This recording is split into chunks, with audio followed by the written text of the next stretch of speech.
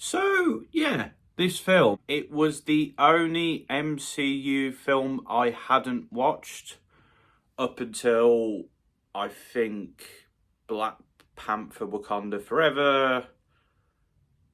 So basically, I hadn't watched, like, anything from She-Hulk onwards before doing this video, so... But I never watched this film because at the time, me and my friend used to go watch all the MCU films together.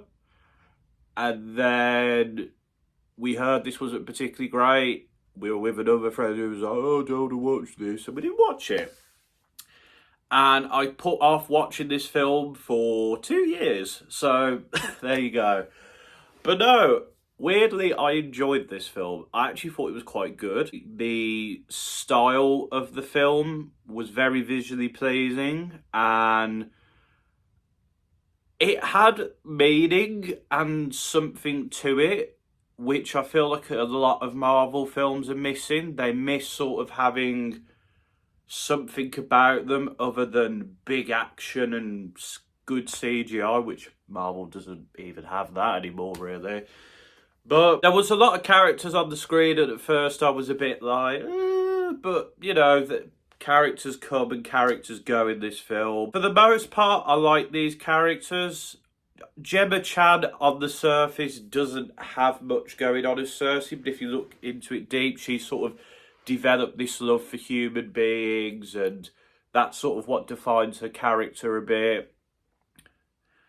I like the other Eternals. I think Salma Hayek was used decently. Angelina Jolie, I think, is a decent character, although I'd like them to do a bit more into her, to be honest. Kumail Nanjiani's character, who's like in the Bollywood films, I think that's kind of cool how he's presented, and it's interesting how he's like, I disagree with you guys, but I'm not going to get involved in this final fight. Richard Madden's character, he's decent. He's like, there's not anything particularly like weird or out there about him, and the twist sort of, I knew the twist already, but I think it's quite well done, the twist there.